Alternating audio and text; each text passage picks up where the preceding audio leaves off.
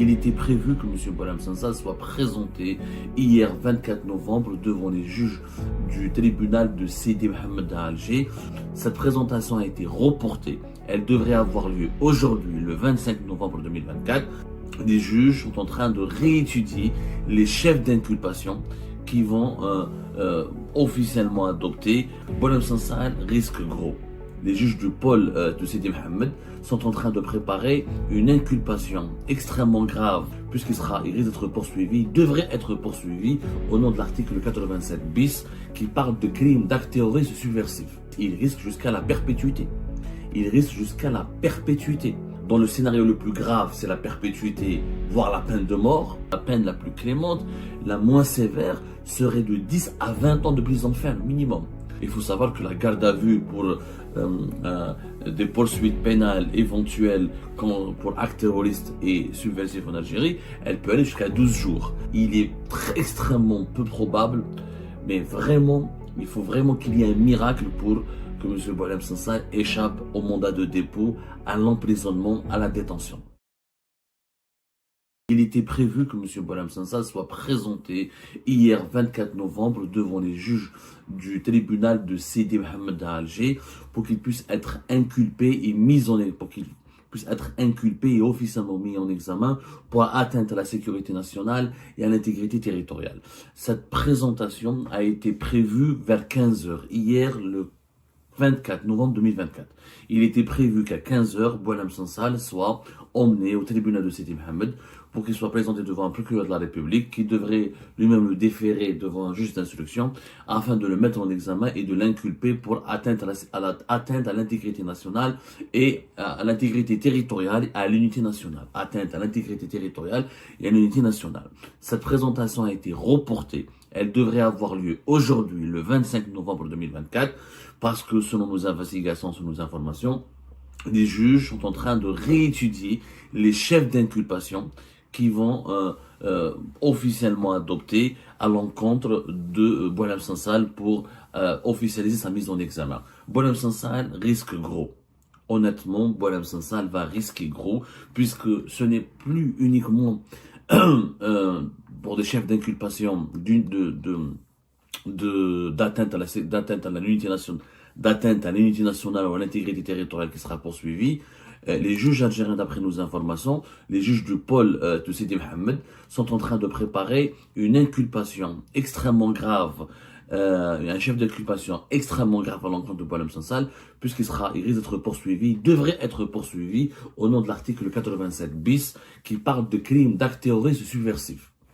On vous a expliqué la dernière fois, lors de nos précédentes émissions, on a déjà consacré 3 émissions pour essayer d'expliquer les tenants et les aboutissants de l'affaire de Boualem Sansal.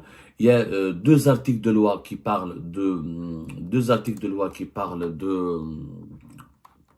l'atteinte à la sécurité nationale.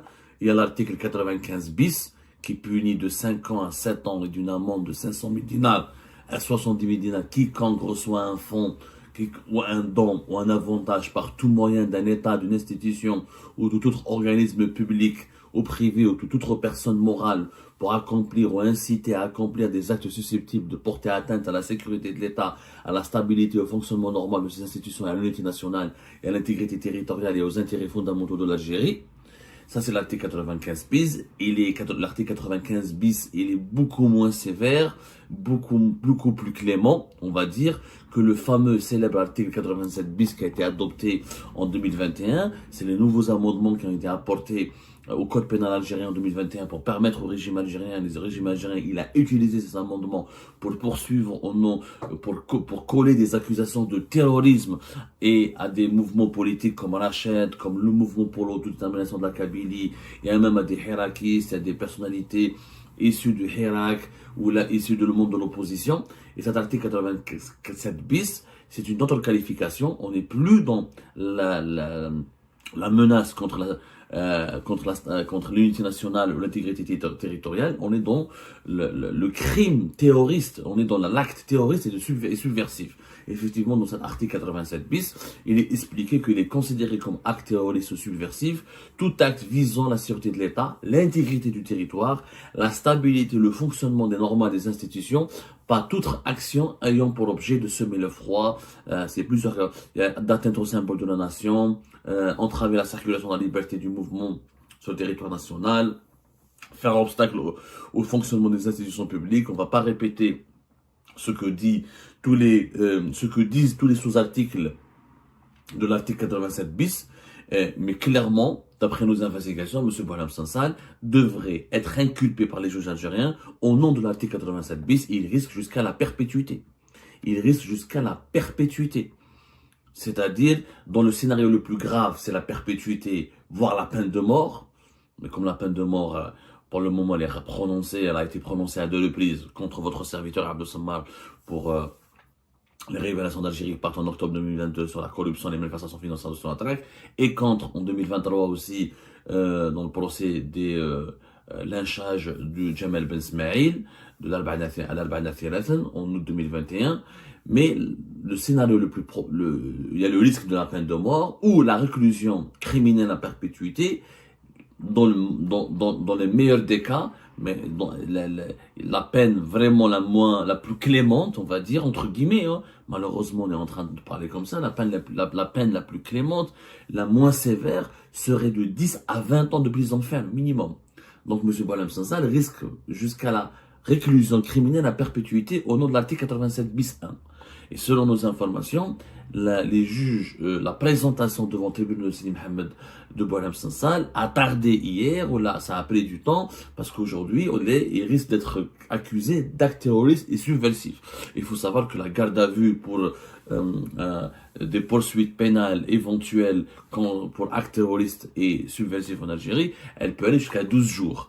Pour le moment, d'après nos sources, Boualem Sansal, il entame son 7e jour de garde à vue. Le 16, le jour de son arrestation, n'a pas été considéré comme un jour de garde à vue. Le décompte a commencé à partir du 17 novembre. Donc on est le 25 novembre, où il sera présenté aujourd'hui au bout de 6 jours de garde à vue, comme les autorités de sécurité, sur décision de justice, avec une caution de la justice, avec une caution des juges algériens. La garde à vue de M. Boualem Sansal peut être prolongée jusqu'à 2 jours. Parce que ça peut être considéré comme ça va être considéré comme une affaire de terrorisme. Et là, ça devient effrayant pour Boualem Sansal, qui, honnêtement, je vais dire, j'ai pas envie d'effrayer sa famille ou ses partisans et ne pas, pour rester totalement objectif, il est extrêmement peu probable, mais vraiment, il faut vraiment qu'il y ait un miracle pour que M. Boualem Sansal échappe au mandat de dépôt, à l'emprisonnement, à la détention préventive dans un premier temps. Mais son inculpation pour acte terroriste et subversif, parce qu'il a menacé ou a porté atteinte à l'intégrité territoriale, à l'unité nationale au nom de l'article 87 bis 1, elle est aujourd'hui en cours d'étude et c'est l'option qui est le plus envisagée par les juges algériens, notamment le tribunal de Sidi Mohamed, qui gère avec la DGSI cette affaire de Boualem Sansal, qui promet de nombreux rebondissements. Maintenant, ça c'est le volet judiciaire assumé. Donc, ça ne veut pas dire que il n'y a pas derrière, il y a des enjeux politiques. Clairement, le régime algérien joue le chronomètre parce qu'il voit que l'affaire Boualem Sansal a suscité énormément de réactions médiatiques en France. Il y a eu un déchaînement médiatique en France. Les personnalités politiques françaises, notamment de la droite et de l'extrême droite, des mouvements les plus hostiles aux intérêts de l'Algérie, à l'Algérie en France, se sont manifestés massivement. Il y a une médiatisation massive. Du coup, le régime algérien essaie de tirer le maximum de plus-value sur cette affaire. Chevenant la réaction de l'APS, l'agence de presse étatique du gouvernement algérien, qui a critiqué la France macronito-sioniste. C'était et de cela à peine 2 jours. C'est quand même une réaction incroyable. On en a déjà parlé, la Algérie part avant-hier, le 23 novembre 2024. Ça a été une réaction tout simplement d'une violence inouïe et c'est une politisation assumée de la part du régime algérien de l'affaire Boualem Sansal. C'est-à-dire une politisation. Normalement, ce n'était pas à l'APS de réagir. Normalement, dans un pays de droit, dans un pays qui se respecte, c'est la justice ou le ministère de la Justice qui fait un communiqué, qui confirme ou qui commente la réaction de l'arrestation de Boualem Sansal. Et normalement, ce n'est même pas au ministère, c'est au procureur général de la Cour d'Alger, ou là, au procureur de la République principale du tribunal de Sidi Mohamed, qui devait réagir, faire un communiqué, confirmer ou infirmer l'arrestation de Boualem Sansal, et nous expliquer ce que la justice algérienne reproche à Boualem Sansal. Parce que pour le moment, on ne sait pas qui a déposé plainte contre lui. Il n'y a pas de plainte contre Boualem Sansal. C'est la justice algérienne qui s'est autosaisie sur ordre et instruction de Abdelmajid Tebboune, président de la République. On a expliqué dans l'émission que nous avions diffusée le 22 novembre dernier. C'est Abdelmajid Tebboune qui a demandé l'arrestation, qui a demandé à ce qu'on ouvre une information judiciaire et qu'on mette en examen Boualem Sansal. C'est pour ça qu'il a été signalé à l'aéroport d'Alger et que la police aux frontières, les éléments de la PAF, ont remis Boualem Sansal à la DGSI qui a été chargée par la présidence algérienne et l'appareil judiciaire de placer sous enquête, ensuite en garde à vue, Boualem Sansal. Cette affaire, elle est extraordinaire parce que il n'y a pas, normalement, la garde à vue de 7 jours ne se justifie pas. Parce que c'est du flagrant délit. On reproche quoi à M. Boualem Sansal? On lui reproche des déclarations qui ont été faites dans une émission de télévision qui est disponible sur YouTube et sur les réseaux sociaux, aux médias français qui s'appellent Frontières.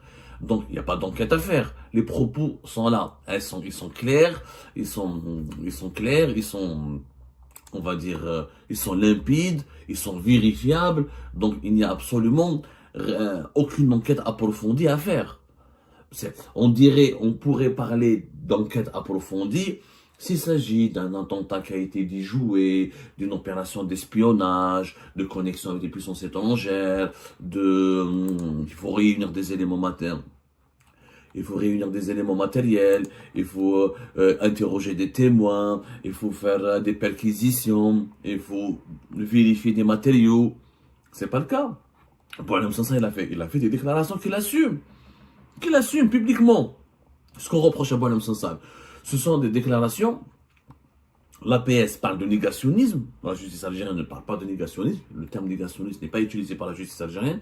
La justice algérienne veut inculper Boualem Sansal de crimes terroristes et subversifs parce qu'il a tenu des propos selon l'article 87 bis 1. C'est un moyen qui a été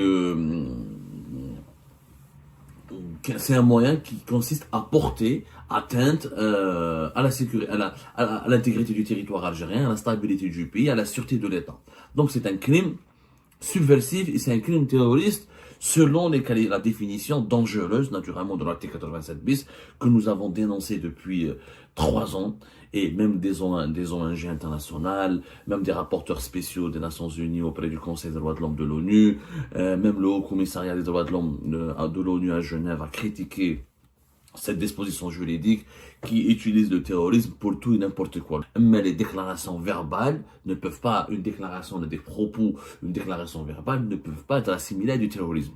Et malheureusement, en Algérie, Boualem Sansal n'est pas le premier. On découvre aujourd'hui, je vais en parler tout à l'heure, on va diffuser un coup de gueule parce que nous ressentons une terrible injustice. On parle aujourd'hui, tout le monde parle de Boualem Sansal, mais les prisonniers politiques et les détenus politiques en Algérie, il y en a depuis 2020, depuis 2021, et depuis 2021-2022, beaucoup sont accusés de terrorisme, ou inculpés pour des chefs d'inculpés, ou inculpés pour des crimes subversifs et terroristes, alors qu'ils n'avaient rien fait de mal, à l'exception d'exprimer des opinions. Quelquefois, leurs opinions étaient radicales, violentes, mais en aucun cas, une opinion ne peut être considérée comme du terrorisme. Donc voilà, c'était ça les amis. Je vous remercie pour avoir suivi la vidéo jusqu'à la fin. N'oubliez pas de nous laisser vos commentaires et vos réactions sur le sujet de cette vidéo. Et je vous remercie toutes et tous pour vos abonnements et pour vos encouragements, pour votre soutien à notre chaîne. Et à la prochaine dans une nouvelle vidéo. Au revoir.